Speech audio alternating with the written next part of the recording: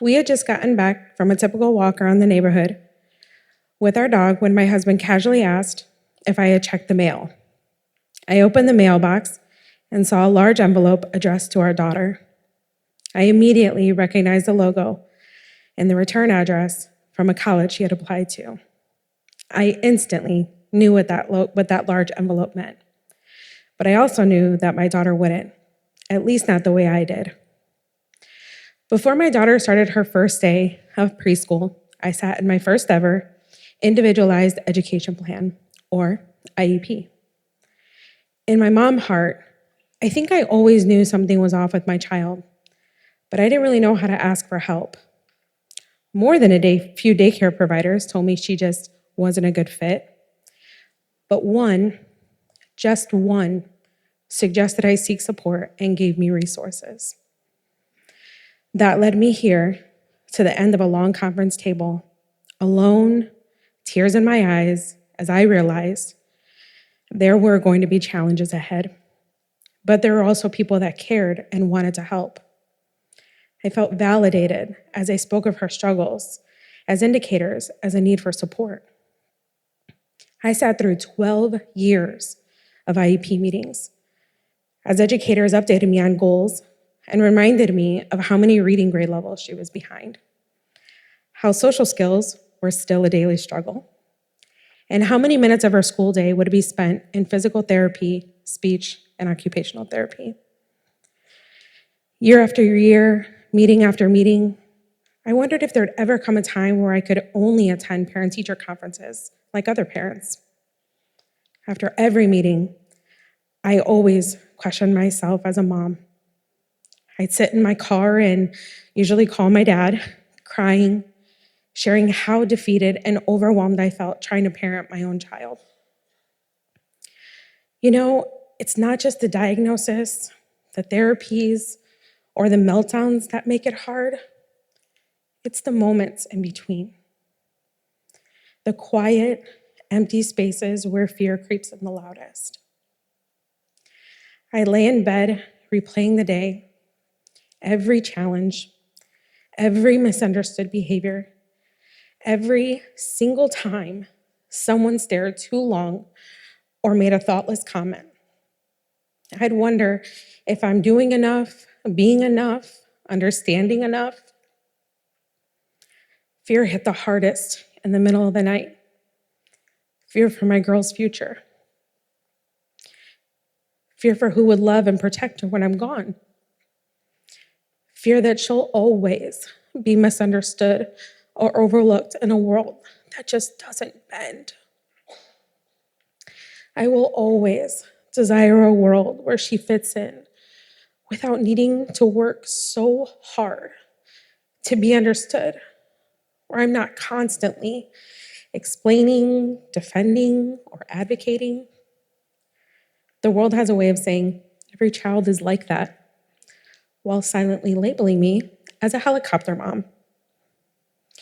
But unless you've lived this life, you have no idea how different it really is. It can feel like an island, and it's so lonely.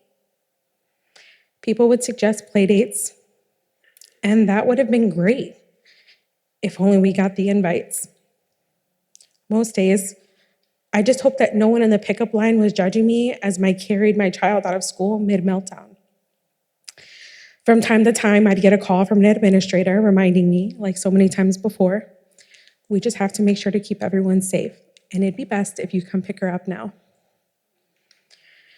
Just picture it, a second grader, sobbing, her hair soaked from tears and sweat, no shoes or socks, because even the feeling of the fabric was too much to bear.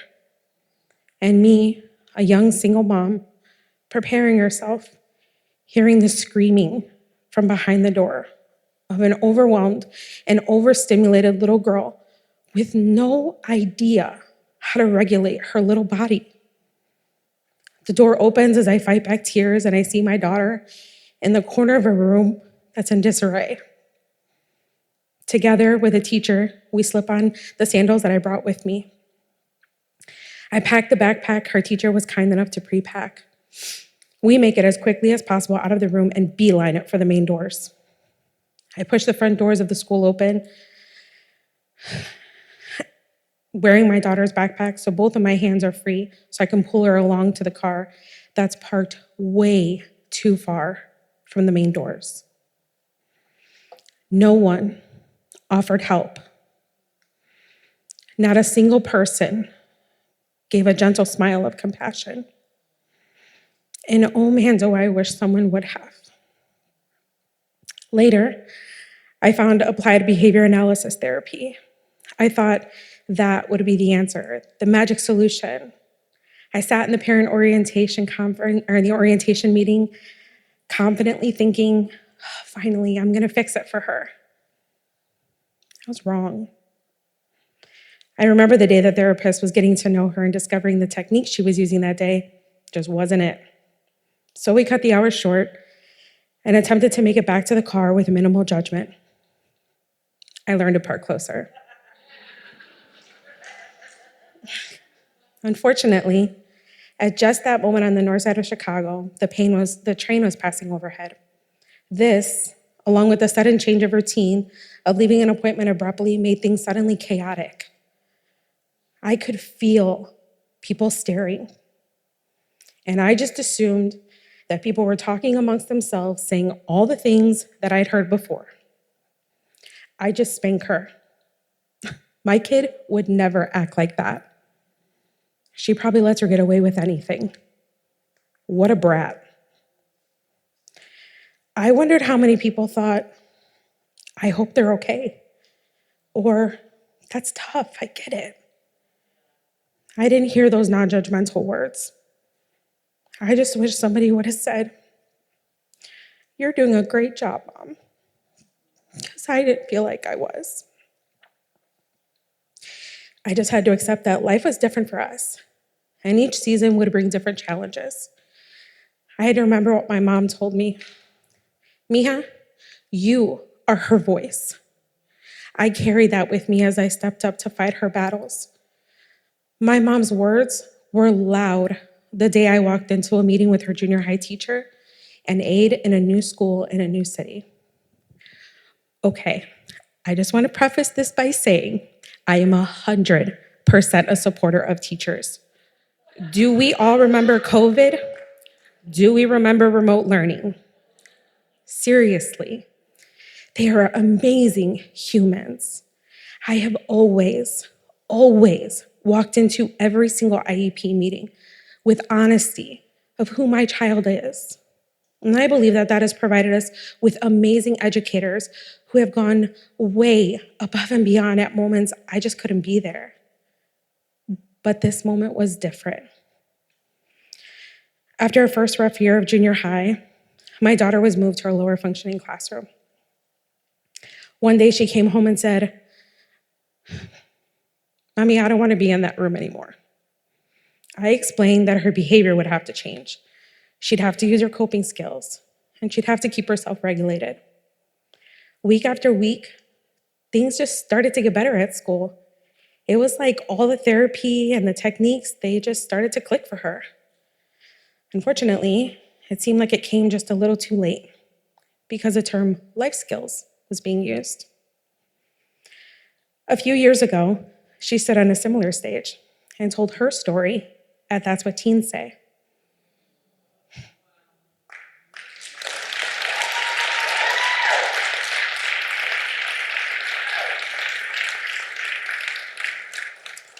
She shared about her time in junior high of being bullied and unheard.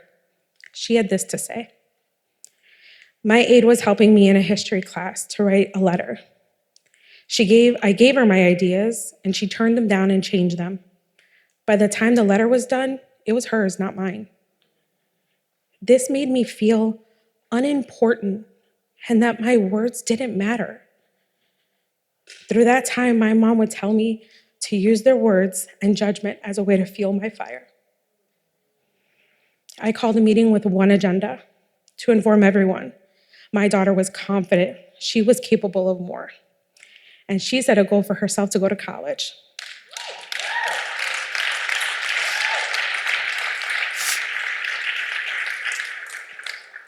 I was told, well, that's really going to require some work at home because she is 2 reading grade levels behind. The tone was a gentle reminder that her challenges seemed greater than the possibility of overcoming. I boldly reminded the room, I'm just a mom who wants to help her daughters reach her goals and make her dreams come true. This meeting wasn't like the others. For the first time, I wasn't alone in my battle. I found a man who loved me, who loved my daughter, a man courageous enough to step into our lonely island. Can I just tell you when I knew he was the one?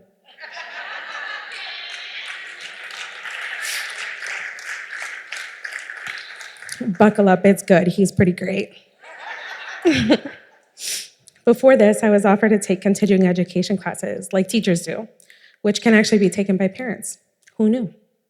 And the district was so kind to pay for it. My boyfriend asked if he could join because if this relationship was going to get serious, he needed to know how to be a part of our lives. Well, really, how to be a part of her world. He wanted to be in her corner helping her along. He eagerly and selflessly took time to educate himself and gave me moments of rest.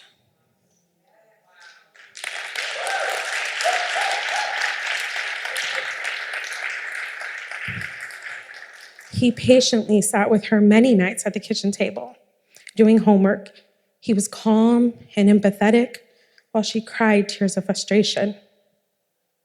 I watched them from the next room and felt immense gratitude for this man. A man so full of genuine kindness, choosing to love me, to love her. We went from a duo to a trio.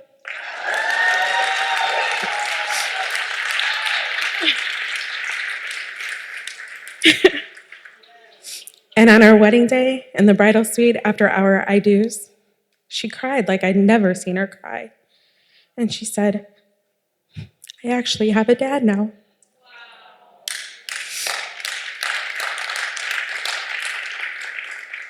The chapter of junior high closed during COVID and started high school with the same goals. Those years had their own challenges. I'm so thankful for my husband, who wholeheartedly stepped into the role of dad. I often describe him as the perfect balance of Michael Scott and Jim Halpert, from The Office.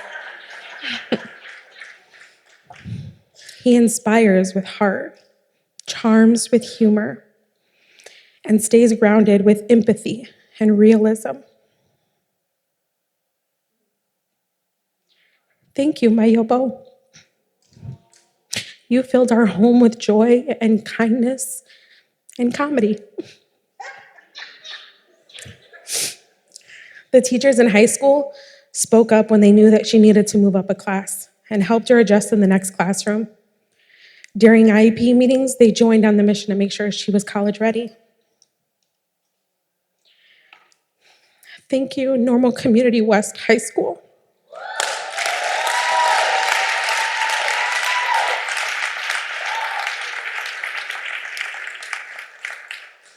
You saw me, you heard me, but more importantly, you believed in her. I wish I could say that I watched her enjoy all the typical milestones, but the truth is, it looked a little different through my lens.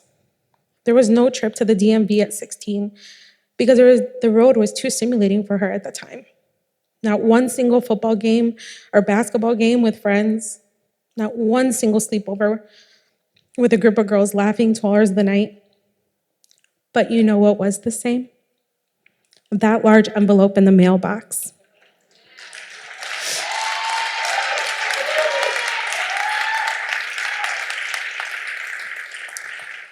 I walked into the house holding it in my hands and called her to the living room. It was then I had my proud mom moment like everybody else. I picked up my phone and quickly opened the video to record the moment. Sitting on the sofa, she opened the envelope and took a moment to look at me and smile. She quickly read the letter. She jumped into my arms and screamed, "Mom, I got in. I did it. I got in." I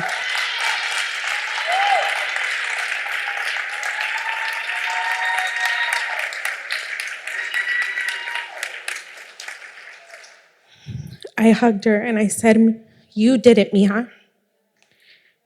There weren't many days when I got hugs, but waiting 17 years for that hug, oh, it was worth it. And I will never forget the way that hug felt.